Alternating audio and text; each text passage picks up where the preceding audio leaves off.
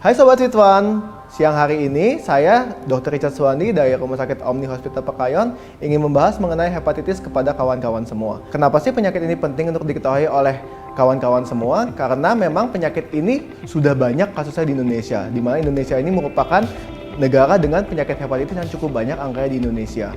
Hepatitis sendiri itu sebenarnya definisinya apa? Hepatitis sendiri adalah suatu infeksi-infeksi kuman-kuman virus yang bisa menyebabkan gangguan di penyakit di hati.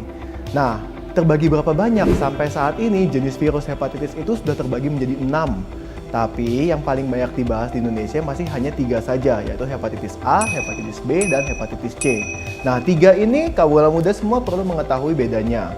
Karena memang gejalanya berbeda-beda dan cara penyembuhannya juga berbeda-beda. Nah, pertama saya akan masuk ke hepatitis A terlebih dahulu. Apa itu hepatitis A?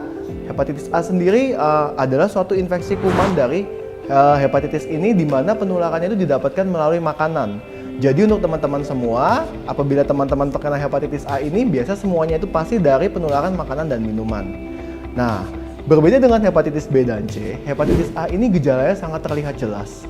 Biasanya, apabila kita makan makanan minuman yang terkontaminasi dari virus hepatitis A ini, 1 minggu kemudian gejalanya akan timbul. Biasanya kita akan mengalami panas badan, rasa tidak enak di bagian perut kanan karena hati kita bengkak karena infeksi kumannya. Kadang-kadang kita merasa mual muntah, dan apabila 3-4 hari setelahnya itu tidak diobati dengan baik, biasa seringkali akan ada timbul gejala berupa mata menjadi berwarna kuning. Nah, kalau sudah sampai di tahap ini, biasanya pasien-pasiennya baru berobat ke rumah sakit. Nah, namun perlu diketahui hepatitis A ini, meskipun gejala terlihat heboh ya, terlihat pasiennya mengerikan, ini adalah jenis virus hepatitis yang paling mudah disembuhkan, di mana hanya dengan perawatan di rumah sakit atau bahkan kadang-kadang untuk kasus yang ringan bisa rawat di rumah saja, bisa sembuh dalam waktu 1-2 minggu setelah pengobatannya.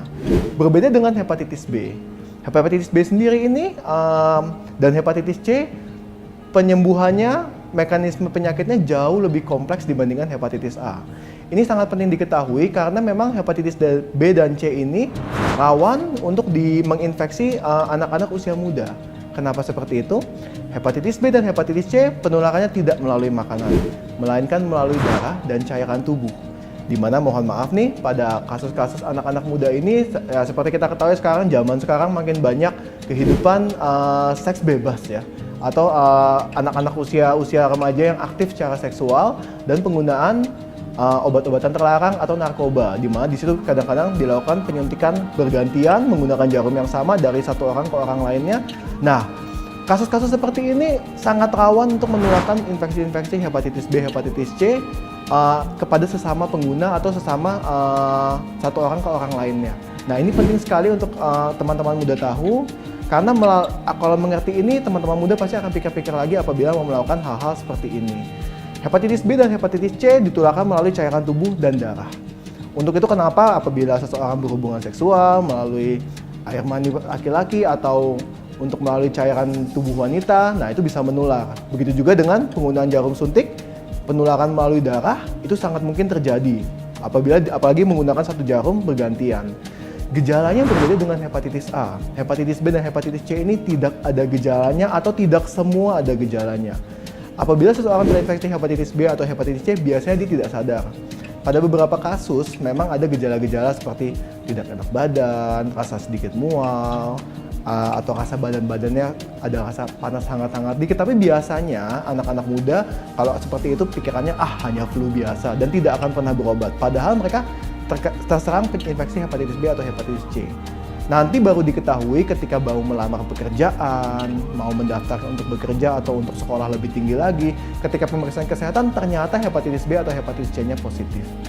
Ini penting sekali untuk diketahui bahayanya, karena sampai saat ini untuk hepatitis B itu adalah merupakan penyakit yang belum bisa disembuhkan secara total. Atau bila sudah terkena, ilmu kedokteran saat ini hanya bisa menjaga agar kumannya tidak aktif.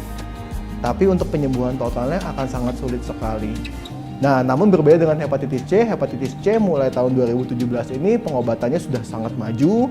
Sampai saat ini tingkat kesembuhannya dengan pengobatan yang tepat sudah mencapai 90% atau 95% dengan pengobatan yang tepat. Tapi harga obatnya tidak murah. Harga obatnya bisa mencapai puluhan juta sekali pengobatan dan pengobatannya pun berbulan-bulan. Kemudian apa yang harus dilakukan nih kalau misalnya ada hal-hal yang sudah dilakukan mungkin oleh anak-anak muda yang hal-hal berisiko itu sudah dilakukan tapi ingin tahu saya ini sekarang sakit apa enggak. Nah, ada beberapa pemeriksaan laboratorium yang bisa digunakan untuk mengetahui apakah kawan-kawan terkena penyakit hepatitis atau tidak. Untuk hepatitis B bisa dilakukan pemeriksaan lab.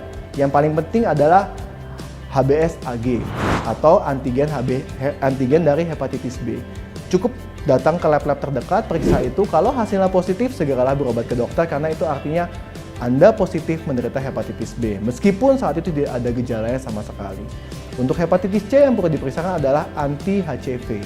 Apabila anti-HCV-nya positif, sama, tidak ada gejala sama sekali, segeralah berobat ke rumah sakit terdekat, ke dokter ahli terdekat.